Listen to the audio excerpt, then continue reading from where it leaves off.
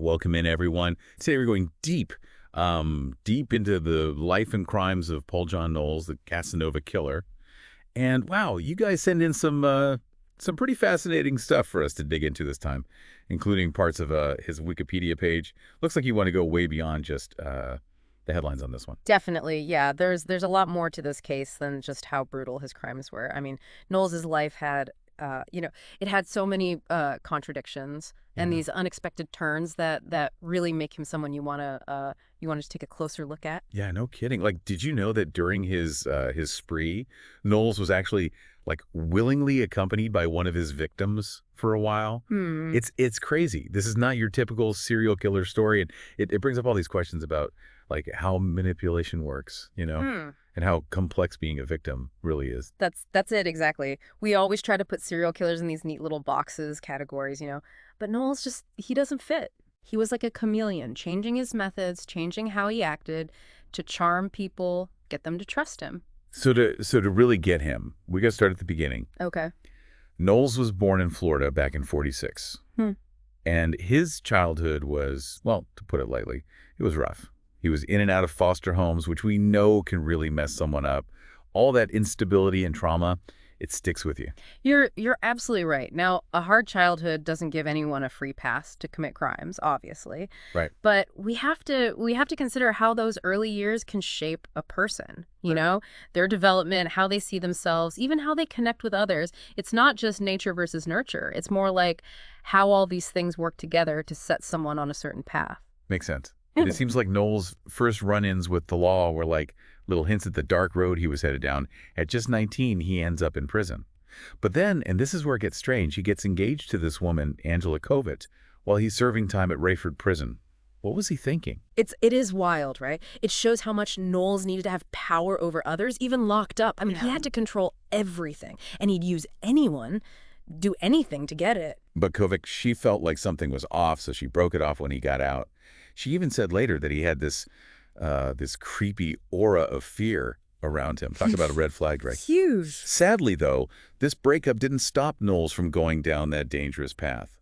Back in Jacksonville, he gets in a fight, stabs a bartender, and boom, back in jail. You see, that impulsive act, that stabbing, that's part of a pattern. He just keeps getting more violent. Like, he couldn't handle getting upset or rejected. And this is important because, well, it comes right before his escape, the moment that kicks off his reign of terror. Exactly. And that escape, July 26, 1974, that's the turning point. He picks the lock on his cell and just steps right into a life of crime. But what gets me is, for the next 4 months, his crimes get worse and worse. More brutal, harder to predict. It's like breaking out wasn't just physical. It was like something snapped in his mind, too. Right. He leaves his old life behind and takes this dark, twisted journey, and all he cares about is control. And it doesn't even care about what he's doing anymore. And while this is going on, he's traveling all over, leaving victims everywhere. And this is where things get interesting if you're trying to profile him. His victims, they were teenagers, old people, men, women. There's no type. It's unusual, that lack of a specific victim. Yeah. And that makes him so much harder to track, to understand what drives him. It's almost like, for Knowles, killing wasn't about some fantasy or urge. It was just about the power, having complete control over someone else's life. And to make it even creepier, how he killed them was all over the place, too. Strangulation, shooting, stabbing. It's like he was trying to show he could take a life any way he wanted. You got it. All those different ways to kill. That means he was thinking things through, coldly. Yeah. He wasn't driven by passion or anger. He was just detached, curious even, like he wanted to play with death. Officially, he's connected to at least 18 murders. But Knowles himself said he did over 35. That's a huge difference. Why would he lie and make it seem like he did more? Was it just to make himself look scarier?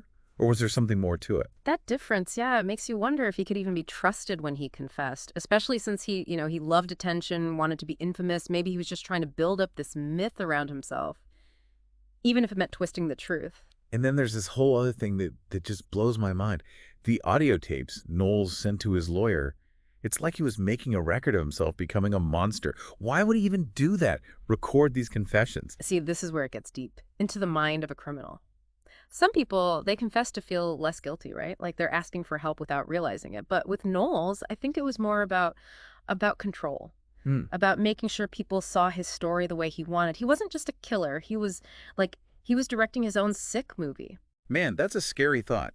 Using those tapes to control how people see him, even from prison. Like, he wanted to be feared, but also, like, admired or something. It's messed up. But, those tapes got destroyed in a flood, right? At that courthouse in Macon. What a loss for anyone trying to figure out guys like him. It's a huge loss, no doubt. Especially for folks studying, serial killers, how their minds work.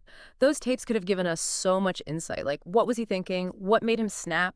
Maybe even, like, specific things that would set him off. We could have learned so much about how someone goes from troubled to, well, a cold-blooded killer. Makes you wonder what was on them. Did he say he was sorry?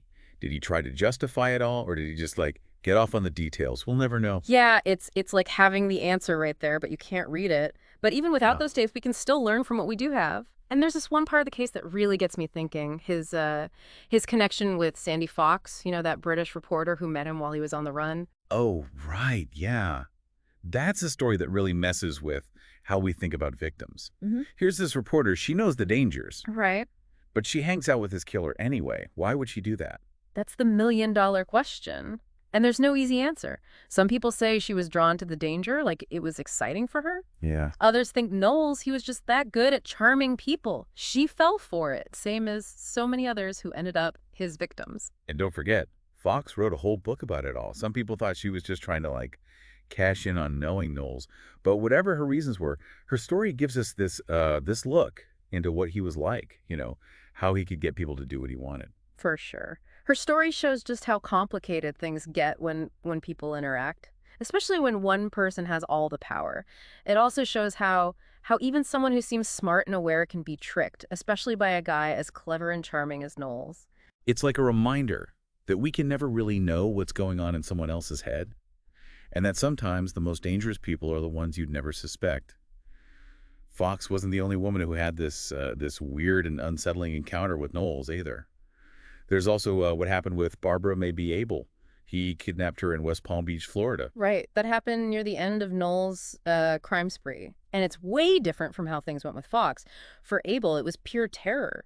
She was fighting to survive. It shows the real brutality hiding behind Knowles' charming act. We can't forget that for every story like Fox, where it's hard to tell who's the victim and who's, playing along, there are so many others who felt the full force of Knowles' violence. Abel's story, it might not be as sensational, but it's super important to understand just how bad his crimes were and how much he hurt his victims. Absolutely. We have to remember all of his victims, the ones he kidnapped, hurt, and murdered.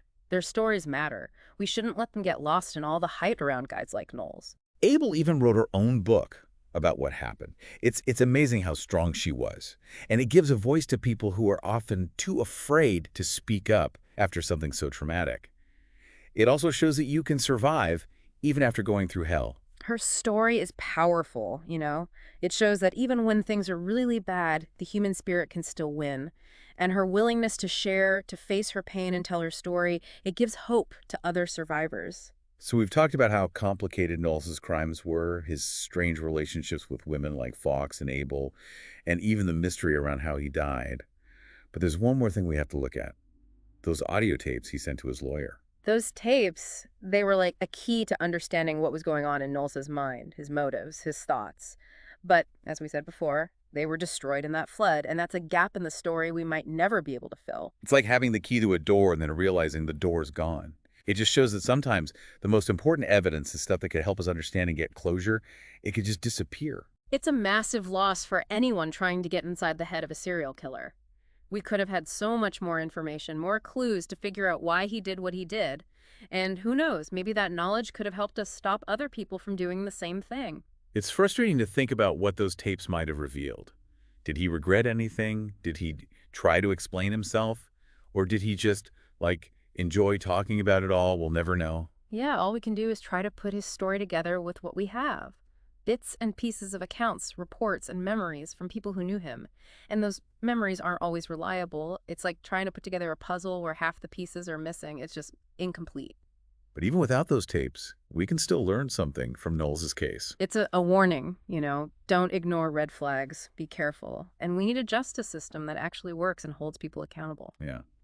It shows how evil can hide in plain sight, how someone can use charm to manipulate people, and that sometimes the most dangerous people are the ones you'd never expect.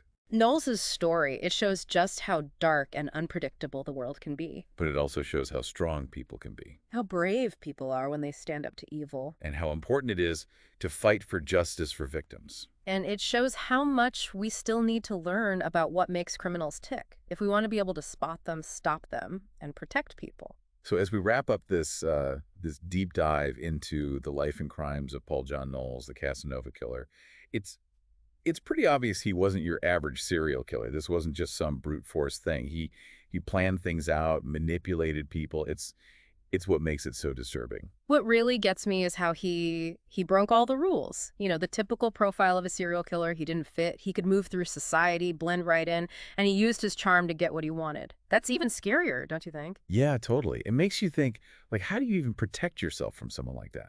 If there are no obvious signs, if he seems totally normal, how do you avoid getting caught in his web? That's the question that keeps criminologists and psychologists up at night. How do you spot someone who's so good at hiding who they really are? It's a chilling thought. It makes you look at everyone differently, question everything. We tend to trust what we see, but in Noel's case, it reminds us that we can't always believe our eyes. And that's why it's so important to try and understand, like, what makes someone like Knowles tick. Not to excuse what he did, but to learn from it, so maybe we can stop it from happening again. We might never truly get why he did those awful things, but by looking at his life, his crimes, and yeah, even those weird relationships with women like Fox and Abel, we can start to get a clearer picture. And even though losing those tapes, it's a huge blow, we can't stop searching for answers. We owe it to the victims, their families, and everyone to keep learning from this case. This whole deep dive has really been something. It's scary to see how dark things can get, but it also shows how strong people can be when faced with such horror. It shows how resilient we are. Exactly. And it reminds us to be careful, trust our gut, and never underestimate how capable humans are of both good and evil. That's it. Well, thanks for joining us for this deep dive into the world of Paul John Knowles, the Casanova Killer. I hope it gave you some things to think about. Yeah, and if you're interested in learning more about this case, all the resources we mentioned are listed in the show notes. You can find links to articles, books, and documentaries. There's a lot more out there about Knowles' life, his crimes, and what it all means for how we understand criminal minds. Until next time, stay curious and stay safe. See ya!